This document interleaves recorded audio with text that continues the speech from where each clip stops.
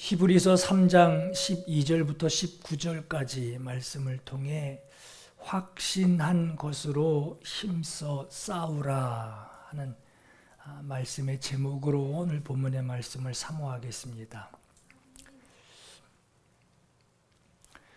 예수님께서 12 제자를 부르실 때, 그들을 제자로 세우실 때 고기잡이 어부였던 시몬에게 너는 베드로다 하고 이름을 바꿔주셨어요. 베드로는 이제 반석이란 뜻이죠. 야고보하고 요한에게는 보아너게에서 우레의 아들이란 이름으로 이름을 불러주셨습니다. 천둥의 아들이란 이름이에요. 근데 이 말씀, 이 이름을 받고 나서 야 나는 반석이야 하고 베드로가 다니지 않았겠죠. 또 야고보하고 요한이 나는 천둥이야, 나는 천둥의 아들이야 하고 니네들은 그냥 이름이지 나는 천둥의 아들이야 하고 그러고 다니진 않았을 거란 말이에요. 그런데 예수님께서 그들에게 이름을 그렇게 바꿔주셨지만 그 베드로의 믿음을 이렇게 보시고 베드로를 부르실 때 베드로라고 안 부르시고 어떤 때는 시몬이라고 부르세요. 시몬, 옛날 물고기 잡던 그 사람 시몬으로 부르십니다. 또 야고보하고 요한도 성경 어디를 봐도 천둥아 부르진 않으셨어요. 야고보와 요한이라고 그렇게 기록이 돼 있어요. 예수님 3번 부인하고 물고기 구워다가 함께 드실 때 식사하시고 나서 예수님이 시몬아, 고기잡이였던 그 이름 시몬아 네가 나를 사랑하느냐 하고 부르세요. 여러분 그 사람들이 그런 얘기를 해요. 그래도 목사님이시잖아요 하는 말을 해요. 근데 그래도 목사님이시잖아요 하는 말을 들을 때 나를 그렇게 불러주는 그 사람에게 믿음을 인정을 받으니까 기분이 좋을 것 같죠. 또 목사가 내가 이래봬도 목사야 하고 말하고 싶은 그런 말을 하고 싶은 말이 여기까지 나왔다가 내가 그래도 목사야 하는 내 믿음을 부각하게 되면 주님 앞에서 그 말을 하게 되는, 그 말을 듣게 되는 사람 그 마음은 굉장히 무겁습니다. 사도 바울도 그랬어요. 여러분 길에서 누가 저보고 아저씨 그러면은 목사라고 안 그래도 쳐다봐야 돼요. 그죠? 집에서 여보 그러면 목사라고 안 그래도 여보라면 쳐다봐야 돼요. 또 누가 어이 그러면 쳐다봐야 돼요. 목사라고 안 그래도 어이 그럼 쳐다봐야 돼요.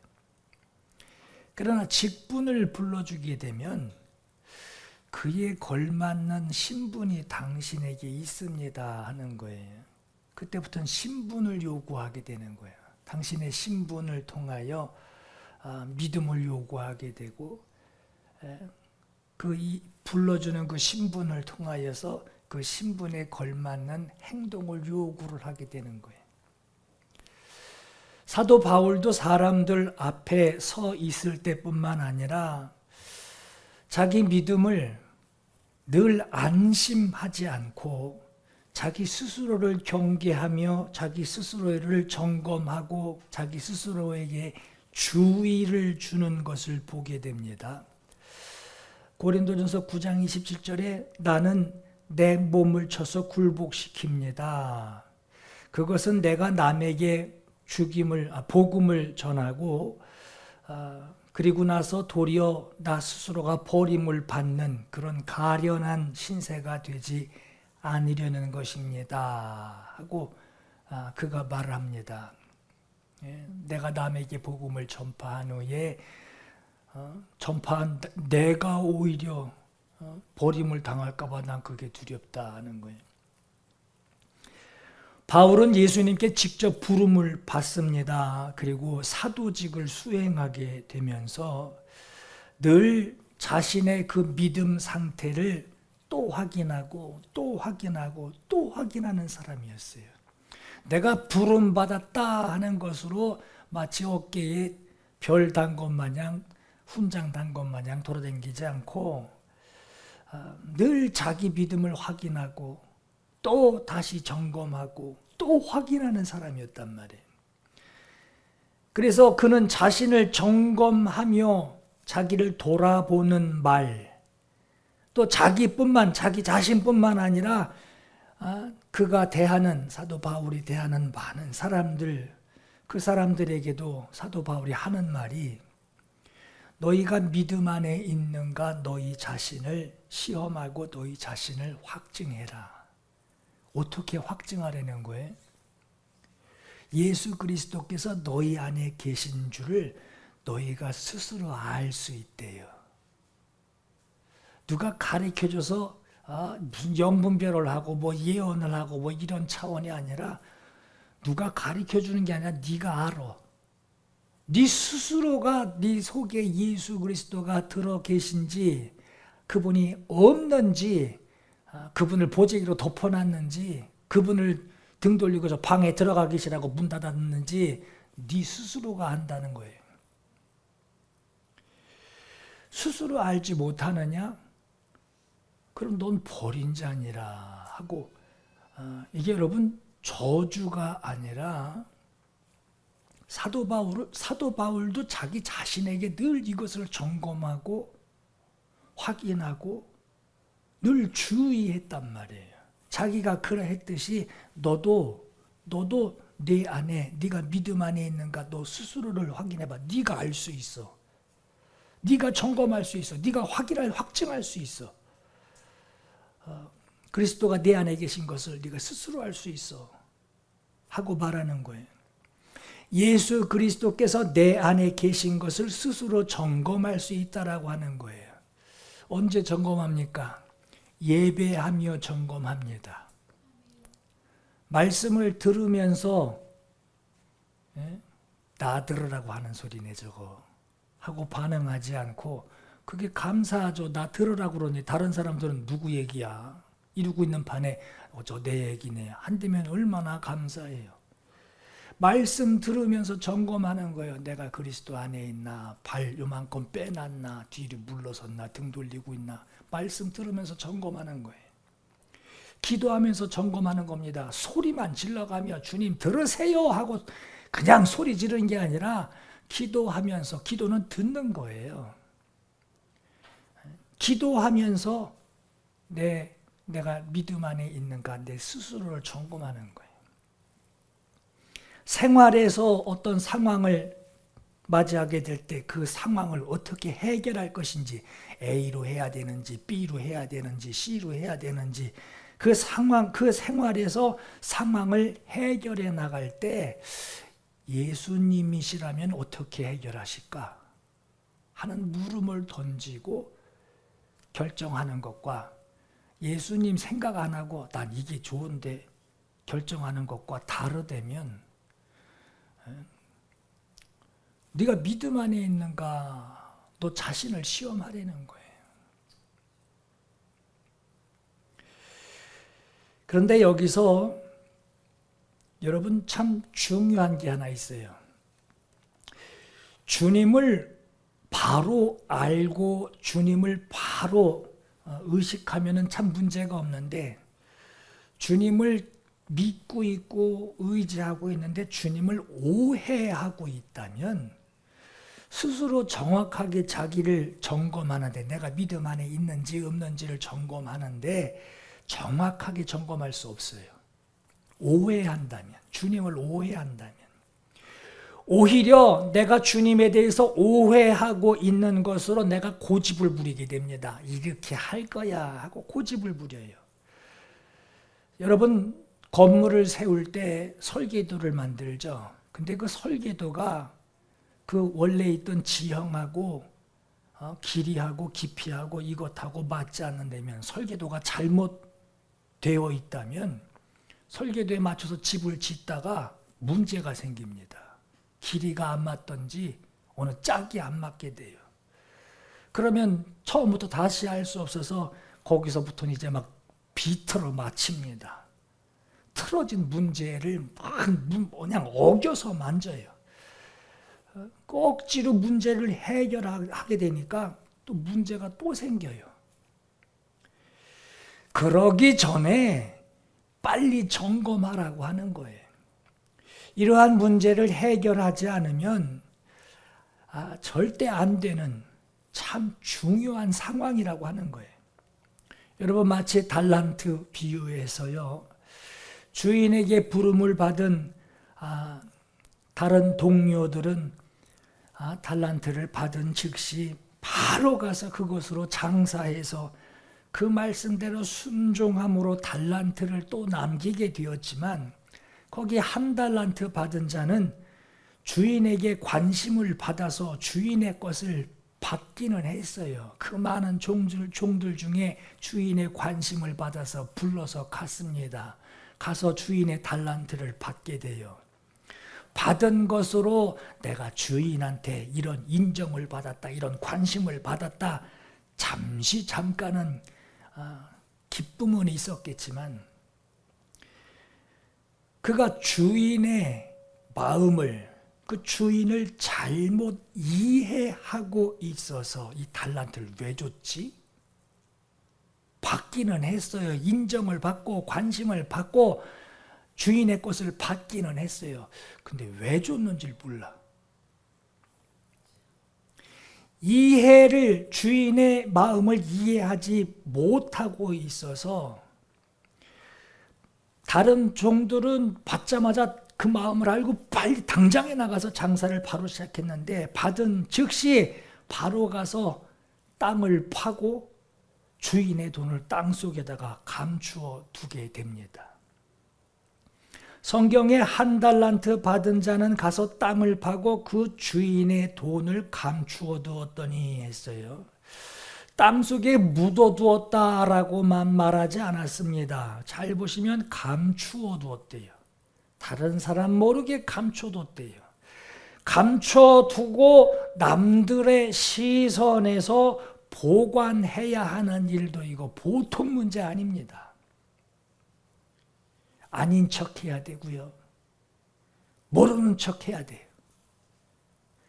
남들의 이목도 있고 내 체면도 있어서 눈 가리고 아웅 한다고 자기 신분을 감춰두는 거예요.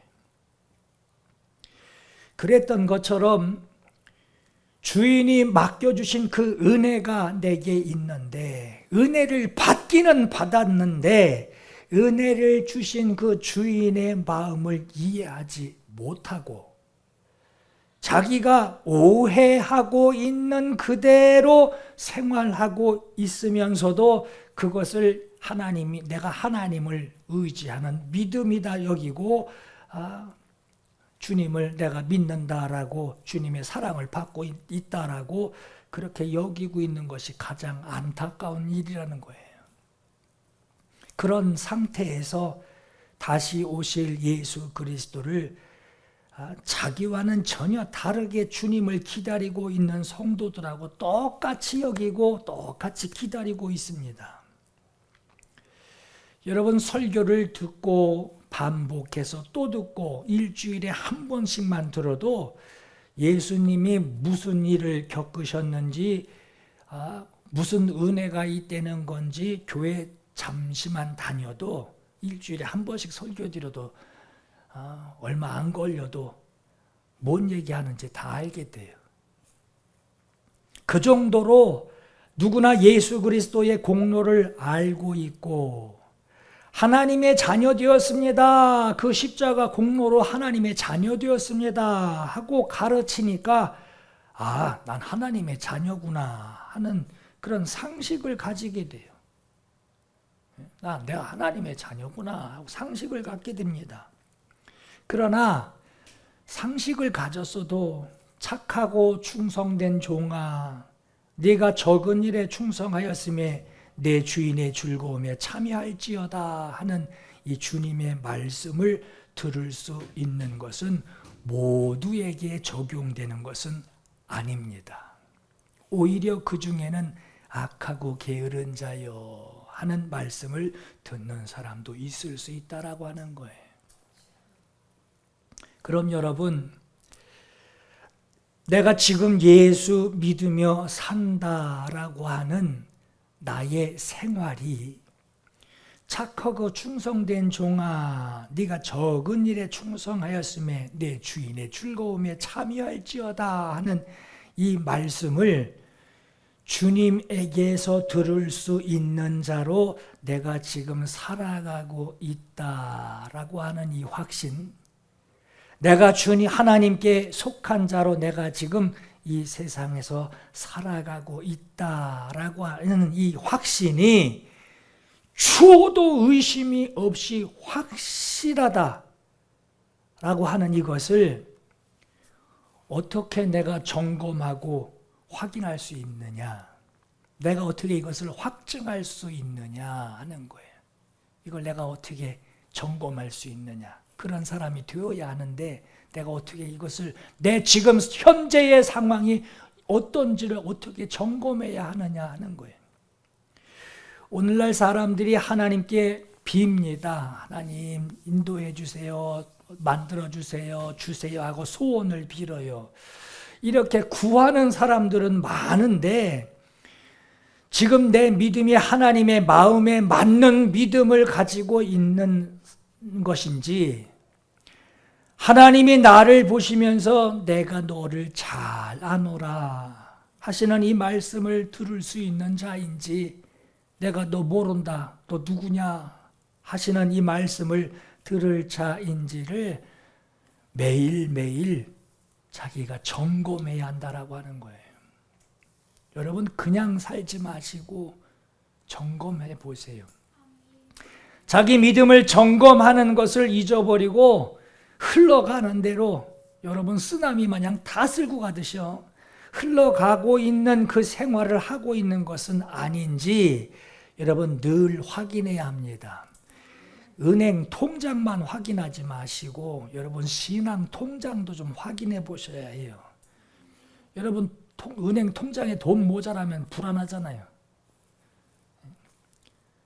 신앙 통장에 충만하지 않으면 불안해야 합니다.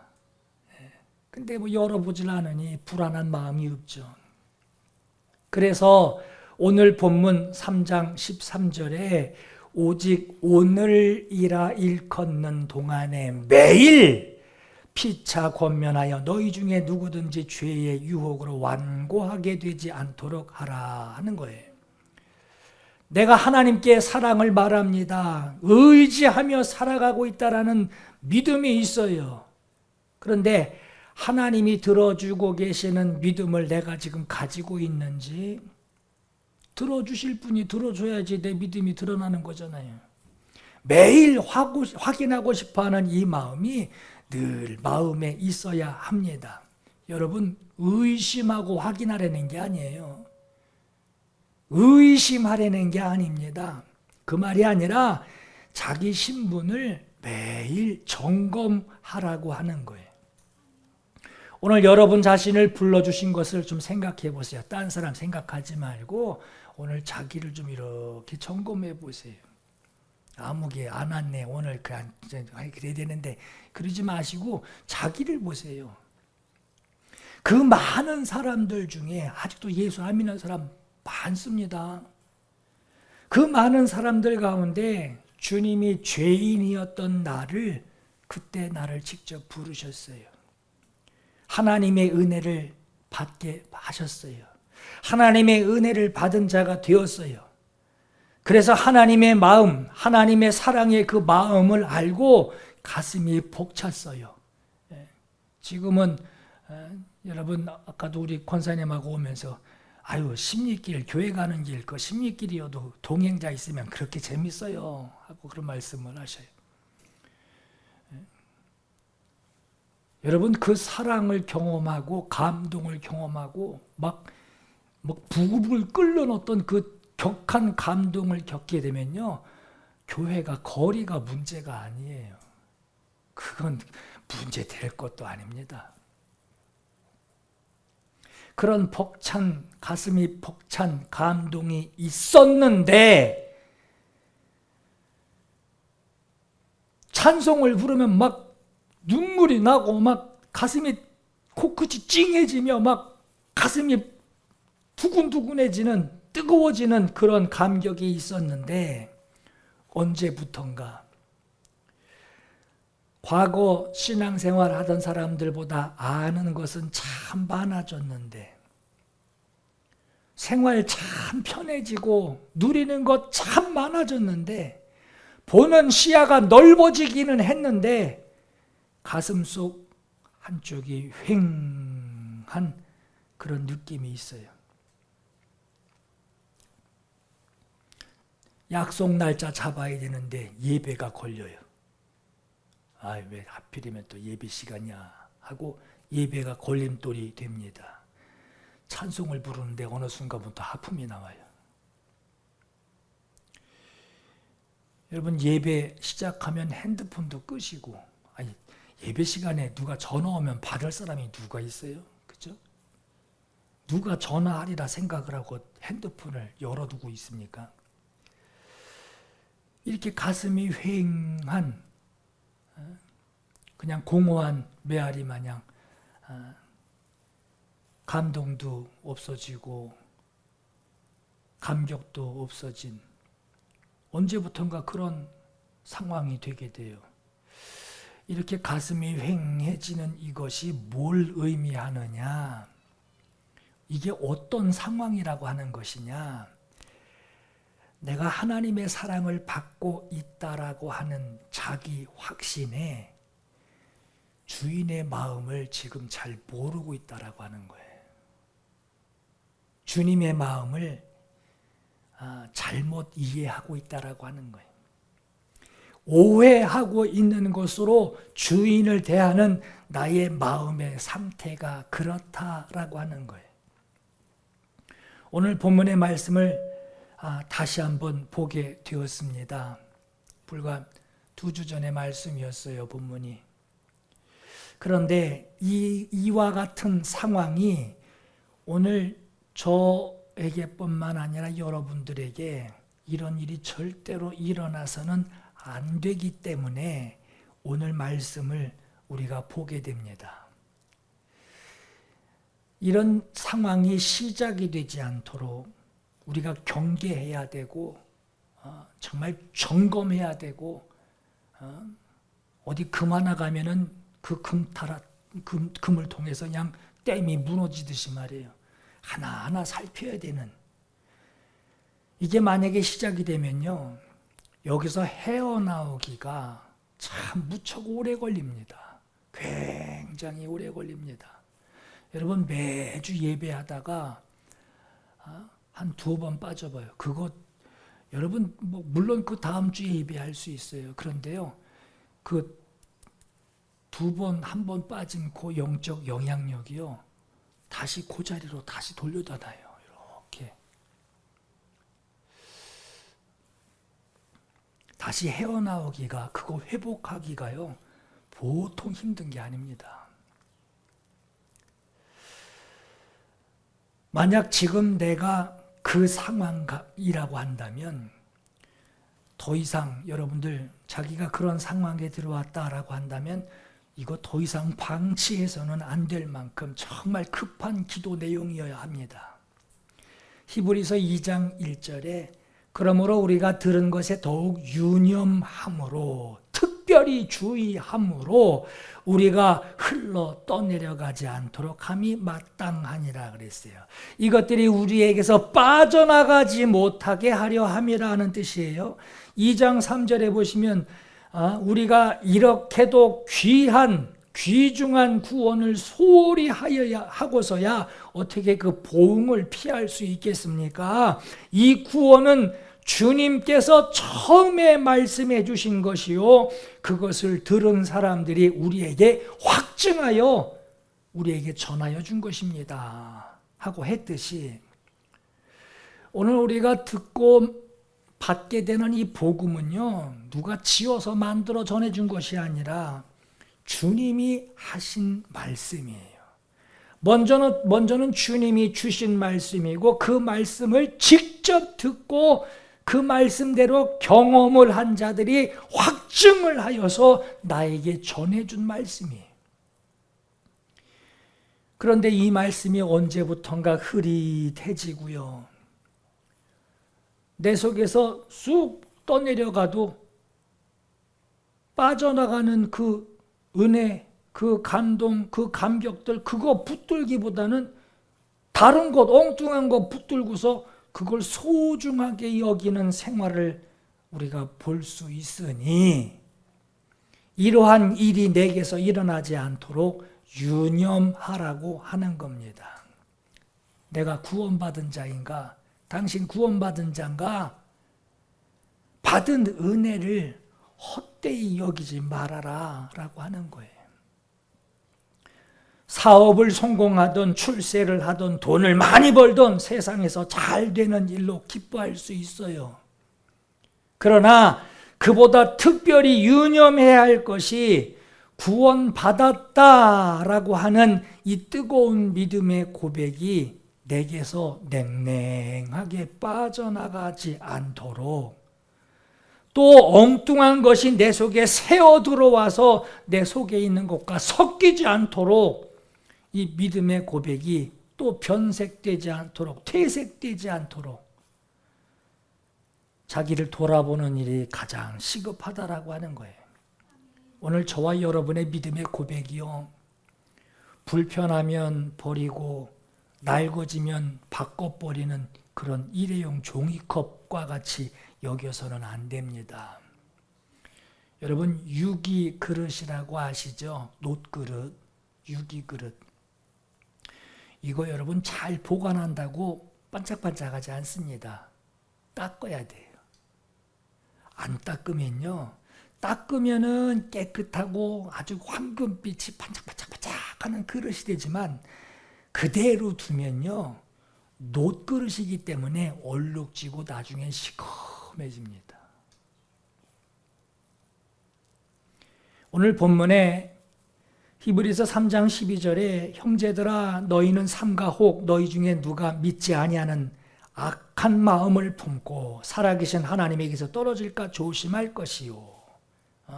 살아계신 하나님을 떠나는 사람이 없도록 조심할 것이요. 오직 오늘이라 일컫는 동안에 너희 중에 누구든지 죄의 유혹으로 완고하게 되지 않도록 하라.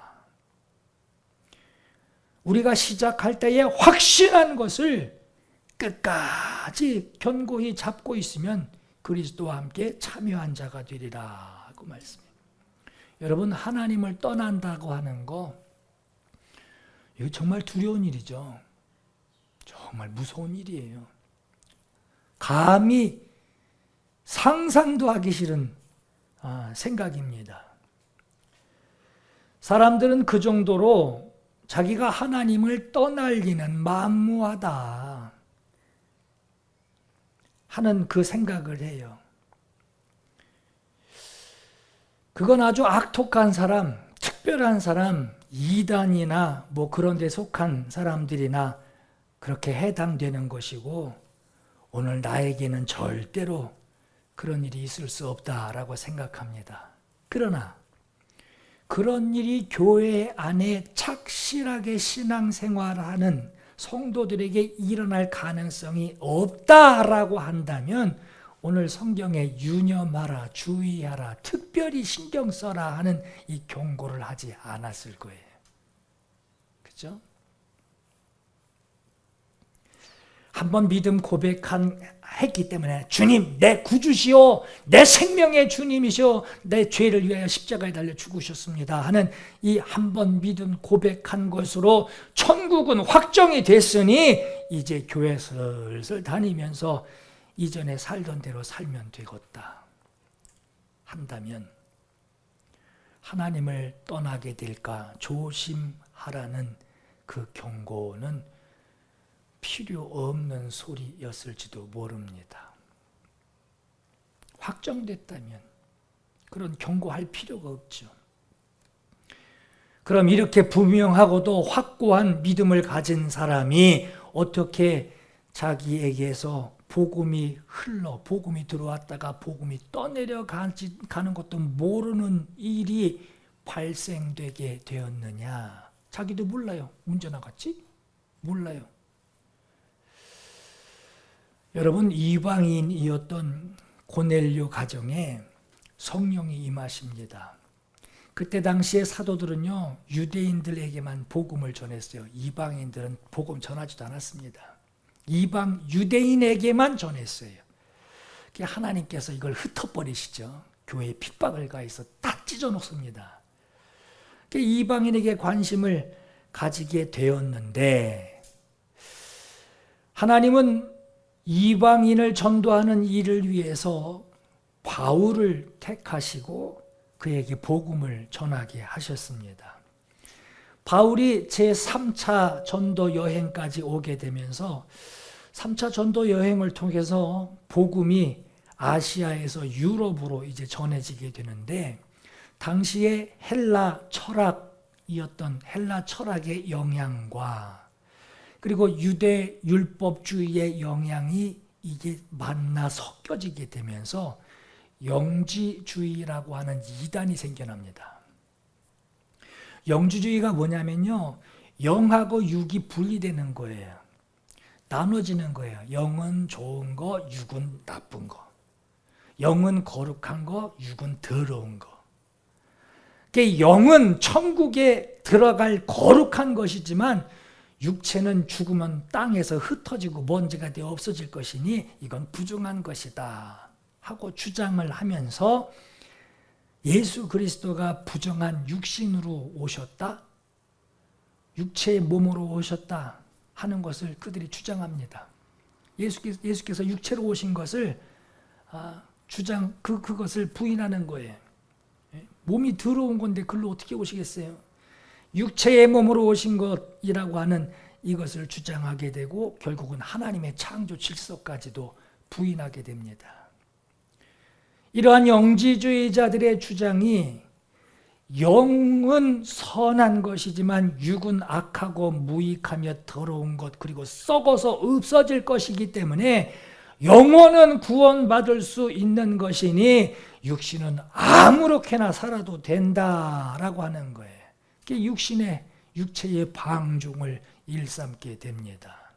이러한 이단들이 자기의 신부들, 요즘 마치 신천지들 말이에요. 요즘은 또 대놓고 신천지라고 그러더래요.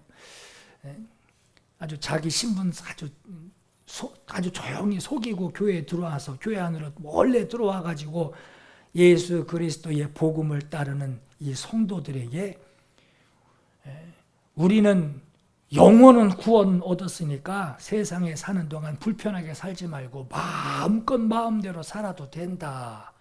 이런 잘못된 사상을 교회에다가 심어놓기 시작합니다. 이걸 가르치게 되니까 나중에 하나님의 아들이신 예수 그리스도가 우리의 구주시다라고 하는 이것도 부인하게 만들어놔요.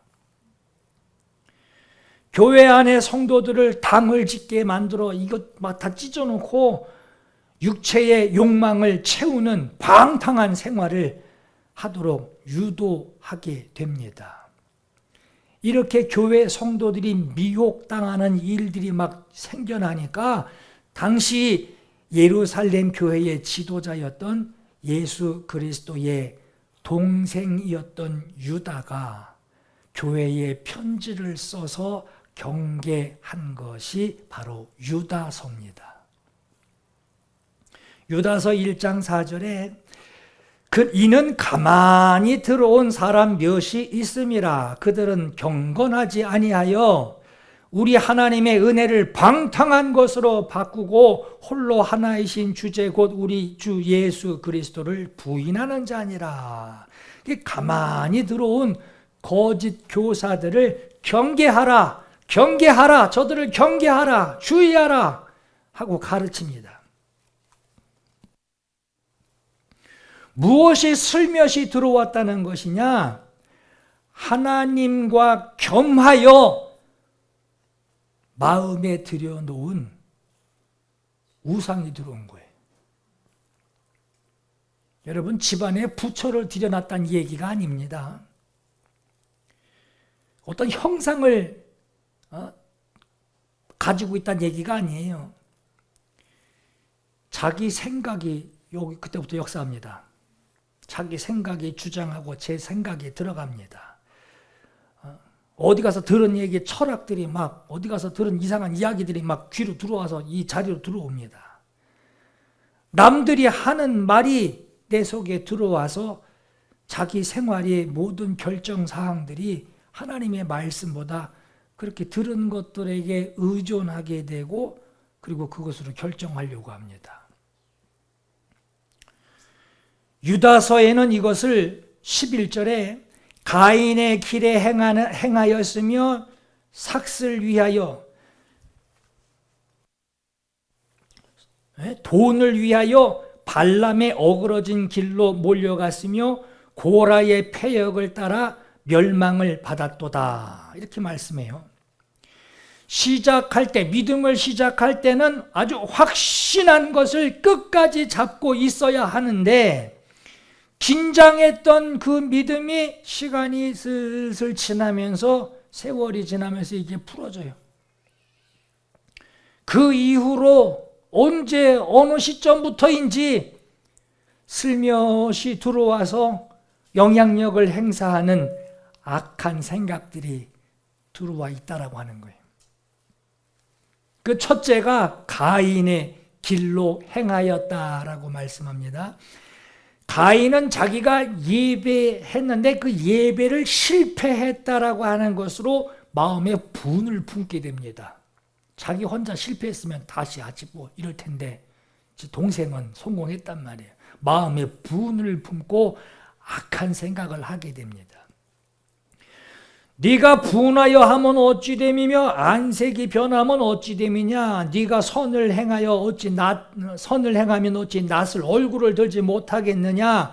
선을 행하지 아니하면 죄가 문에 엎드려 있느니라. 죄가 너를 원하나 너는 죄를 다스릴지니라 하시는 하나님의 말씀을 들었음에도 그 경고하셨음에도 살인이 뭔지도 몰랐던 사람이, 죽이는 게 뭔지도 몰랐던 사람이 동생을 때려 죽여야만 자기 직성이 풀릴 정도로 슬며시 들어온 그 악함, 그 분하게 여겼다고 그랬죠. 그 악함이 그에게 우상이 된 거예요.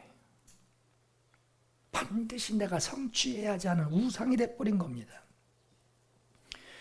여러분, 새신자와 헌신자의 구분이 뭔가요? 처음엔 잔뜩 긴장을 하고 무슨 말을 들어도 감동을 하게 되고 감격해 하게 되다가 어느 순간부터 그 모든 긴장들이 풀어져요. 그리고 나서 이제부터는 그렇게 똑바라지게 쳐다보던 사람이 무슨 말을 해도 귀에 안 들어갑니다. 알아듣게 얘기를 해도 적응을 못해요. 그러다 이제는 듣는 말씀으로 은혜를 받는 것이 아니라 내 주변의 사람들이 나를 인정해 주는 것으로 은혜를 경험하려고 그래요. 자기를 인정해 주고 자기를 섬겨주고 자기를 위로해주고 좋은 말 해주고 칭찬해주고 이런 것들로 교회 가서는 은혜 많이 받고 왔어 이런 얘기를 합니다. 인정받지 못하고 수고한 것을 알아주지 않으면 은혜는 고사하고 마음에 분을 품게 돼요. 나를 이렇게까지 여겨? 분을 품게 돼요. 가장 낮은 자리에서 섬기는 것이 아니라 나를 이 정도로 여겨? 나를 이렇게 헐값으로 함부로 대해? 상황이 완전히 바뀌어버린 거예요. 그 감정을 가슴에 담고 되갚을 생각만 하게 됩니다. 언젠간 내가 배로 갚아주리라 하는 생각을 해요. 이것이 바로 헌신자와, 발음 잘해야 돼요. 헌신자라고 하는 거예요. 헌신자와 헌신자. 구멍난 신발 얘기하는 거예요, 지금. 구멍난 신자. 둘째는 모압 왕이 이스라엘을 자기 땅으로 몰아내려고, 자기 땅으로 들어온 이스라엘을 몰아내기 위해서 발람을 부릅니다. 이 모압 왕이 발람 선지자를 불러다가 얘기를 합니다. 이스라엘 저 떼거지들이 얼마나 많은지, 장정만 60만 명이니까, 남자 장정만 60만 명이니까 얼마나 저 떼거리들이 많은지, 이 사람들 한 번 지나가면은 소가 들판에 풀을 죄다 뜯어먹고 지나간 것 같이 내 주변, 우리 주변의 모든 것을 먹어치우고 있다. 발람이여, 그대가 여기서 복을 빌면 복을 비는 대로, 복을 비는, 그것을 복을 그대로 누리게 되고, 그대가 저주를 하게 되면 저주를 받는다라고 하는 것을 내가 알고 있다. 그러니 이스라엘을 저주하는 그 말만이라도 한번 해달라. 한마디면 돼. 말만. 이스라엘 다 썩어 문드러질지어다. 한마디만 하면 돼. 여기서 떠나갈지어다. 한마디만 해달라는 거예요. 그리고 손에 복채를 이렇게 들고 한마디만 해줘. 그냥 한마디만 해줘. 이러고 있는 거예요. 발람은 모압 왕 발락의 돈을 받기 위해서 이스라엘을 저주하려고 합니다. 근데 하나님이 못하게 해요. 하려고 하니까 하나님이 이스라엘 저주하지 말래요. 저주하지 못하게 하니까 모압 왕이 하는 말이 있어요. 성경에. 내가 당신에게 후 한마디만 하면 후하게 보답하겠다고 했는데, 당신은 주께서 당신이 후하게 보답받는 것을 당신의 주님이 막으셨어. 당신의 주께서 당신이 후하게 보답받을 수 있는 것을 당신이 주께서 막으셨어. 이러고 얘기를 해요. 이 말에 발람은 보답을 후하게 주겠다는 그 말에 마음이 흔들립니다. 근데 저주는 못해요. 왜? 하나님이 못하게 하시니까 할 수가 없는 거예요. 발람이 결국은 저주는 못하지만 한 가지 묘안이 있습니다 하는 거예요.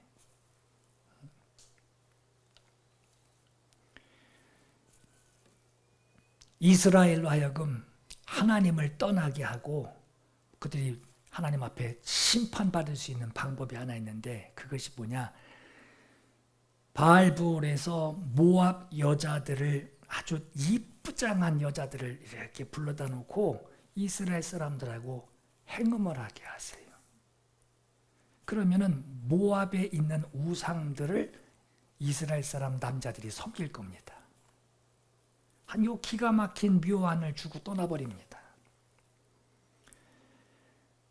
요한계시록 2장 14절에 보시면 발람은 발락을 시켜서 이스라엘 자손 앞에 올무를 놓게 하고 우상의 재물을 먹게 하고 음란한 일을 하게 한 자다라고 말씀해요. 발람이 어떤 자입니까? 자기 이익을 위해서, 돈 한 푼, 땡전 한 푼 안 준다면 안 할 겁니다. 자기의 이익을 위해서, 돈주머니를 채우기 위해서 신앙이고 양심이고 생각하지도 않고 아주 거슬러 아주 묘책을 꺼내가면서 그 돈 달라는 거예요. 거슬러 행하는 것이 바로 발람의 교훈을 따르는 자라고 하는 거예요. 이번에는 지난번보다 더 줄게. 더 많이 줄게. 요번엔 한 번 더 많이 줄게. 하는 그 말에 아주 꼿꼿하던 그 사람의 마음과 생각이 그 말 한마디에 기울어집니다. 그래? 얼만큼 더 줄 건데? 하고 기울어집니다. 그리고 더 많이 못 받아서 그 앞전에 뺏긴 것, 받지 못한 것이 아까워합니다. 이게 슬슬 재미 들리는 거예요. 고라 이야기가 나옵니다. 고라가 다담과 아비람과 함께 하나님이 세운 모세와 아론의 그 권위에 도전합니다. 너만 하냐? 우리도 돌아가면서 하자 하고 도전을 해요. 하나님의 진노로 결국은 그들이 갈라진 땅 속에 산채로 매장당하게 됩니다. 권위에 대한 생각이 처음에 그렇게 권위 있는 그 권위에 대한 생각이 너무나 분명했는데 처음에 가졌던 그 마음과 달라졌다라고 하는 거예요. 하나님의 권위, 예배의 권위, 경건의 권위, 영적인 권위들이 이웃집 아줌마, 아저씨 대하듯이 바닥을 치고 있다라고 하는 거예요. 이렇게 가인은 무자비한 자로 우상을 섬기게 되고 발람은 돈을 위해서라면 어떤 일도 내가 해낼 것이라고 하는 그 어떤 일도 서슴지 않는 그러한 자로 고라는 권위에 도전하는 그러한 자로 시작할 때에는 전혀 문제 없었어요. 시작할 때 없었던 그 마음과 생각이 가만히 들어온 거짓 교훈들. 요즘 또 인터넷 얼마나 또 읽기는 싫은데 듣기는 좋은 거 인터넷을 얼마나 쑥쑥 들어옵니까? 가만히 들어온 그 거짓 교훈과 생각들이 구멍난 그 헌 신자들에게 악한 영이 흐르게 하는 것으로 굴러 들어온 돌이 박혀있던 돌을 빼낸다고 처음에 받은 그 복음, 그 감동, 그 감격한 그 마음이 부딪혀서 흘러 떠내려가게 될까 유의하라라고 하는 거예요. 그래서 15절에 일러스되 오늘 너희가 오늘 지금도 말씀하시는 오늘 너희가 그의 음성을 듣거든 경노하시게 하던 것과 같이 너희 마음을 완고하게 고집 피우지 말라고 하는 거예요. 빨리 내려놓으라고 하는 거예요. 여러분, 아버지의 마음이 뭡니까? 전 요즘 아버지의 마음을 좀 많이 가지게 돼요. 아버지가 너를 포기하지 않으니 너도 시작할 때에 확신했던 그것을 끝까지 잡고 있으라라고 하는 거예요. 예수에 대해서 좀 알게 되니까 나 이제 구원 받아야 되는구나. 이제 구원 받아 하나님의 은혜로 살아야지. 감동이 있고 이제 막 시작하는 첫 인생 같고 생일날 같은 느낌이 있어요. 근데 좀 다녀보니까 그것도 별거 아니네. 이렇게 되는 거예요. 고린도후서 10장 4절에서 5절에 우리의 싸우는 무기는 육신에 속한 것이 아니요 오직 어떤 견고한 진도 무너뜨리는 하나님의 능력이라. 내 속에 들어온 모든 이론들, 거짓된 교훈들, 철학들, 어디서 썩은 것, 들은 것들, 그런 이론들, 그거 다 무너뜨리며 하나님 아는 것, 여러분 여기 안다라고 하는 것은 경험하는 거예요. 책을 많이 읽었다는 얘기가 아닙니다. 하나님을 경험하여 아는 거예요. 하나님에 대해서 아는 게 아니라 하나님을 아는 거예요. 하나님을 경험하여 아는 것을 대적하여 야 그래도 세상 또 그 어떻게 그렇게만 사냐, 이렇게도 살아야지 하고 세상 사는 아주 재밌는 것들 내놓는 이런 하나님을 아는 것, 경험하는 것을 대적해서 높아진 것들 어느새 점점 높아져요. 어느새 더 높아집니다. 이것들 다 무너뜨리고 모든 생각을 사로잡아 그리스도에게 복종하게 하니, 무너뜨리는 능력이 어디서 있느냐? 하나님께 있으니 하나님의 능력을 구하라고 하는 거예요. 어디 딴 데 가서 손 벌리지 말고 하나님 앞에 나와서 무릎 꿇으라고 하는 거예요. 사람들은 이런 역사를 보면서도 자기가 나는 그렇지 않을 거야 하고 착각들을 합니다. 여러분, 근데 이런 일들이 벌어지는 건요, 야, 그 사람 환경이 참 그렇게 어렵더니 그렇게 돼버렸네 하고 우리가 말들 하죠. 그러나 이러한 일이 벌어지는 건요, 어쩔 수 없는 환경 때문에 생겨난 게 아닙니다. 여러분, 아까도 말씀드렸지만 옛날에는요, 물론 제가 아직 나이 많지도 않은데 이런 말씀드려 죄송하지만 우리 어르신들 신앙생활 하실 때 이렇게 들어서 알고 보고 배운 거 보면은 참 지금 생각하면 여긴 굉장한 지금 상황이에요. 옛날 상황이 여러분 차가 어디 있습니까? 그죠? 아니 16길을 걸어서 교회를 간다면 여러분 안 가고 말지고 가겠어요? 지금 누리는 것들 예전에는 없지만 예전에 있던 것이 지금 없는 것이 있어요.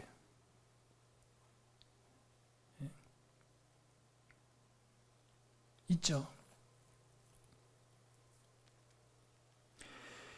환경이 어렵기 때문에 생겨나는 것이 아닙니다. 그러한 일, 그러한 유혹들은 내가 원하기 때문에 생겨나는 거예요. 스스로 원하는 거예요. 그래서 미혹이라고 하는 겁니다. 시작할 때에 확신한 것을 끝까지 견고히 잡고 있지 않으면 슬며시 들어온 그 미혹된, 거짓된 말에 미혹될 수밖에 없다라고 하는 거예요. 미혹에 넘어갈 수밖에 없는 것은 욕심이라고 하는 것이 미래의 그 결과를 보지 못하게 눈과 귀를 멀게 만들어 버립니다. 더 좋은 것만 생각나요. 왜냐하면 욕심이 있으니까. 그걸로 만족 못 하거든요. 욕심이 있으니까 그게 되리란 보장도 없는데 욕심은 벌써 담을 넘어갔어요.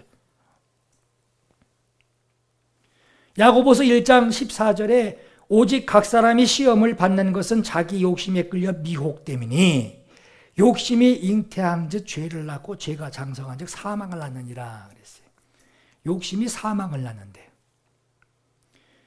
교회 안에 몰래 들어온 이 미혹거리들, 성도의 마음과 생각에 몰래 가만히 들어온, 언제 들었는데 그게 그냥 입에서 이렇게 메아리 들릴 때 있죠. 계속. 그리고 들어오는 그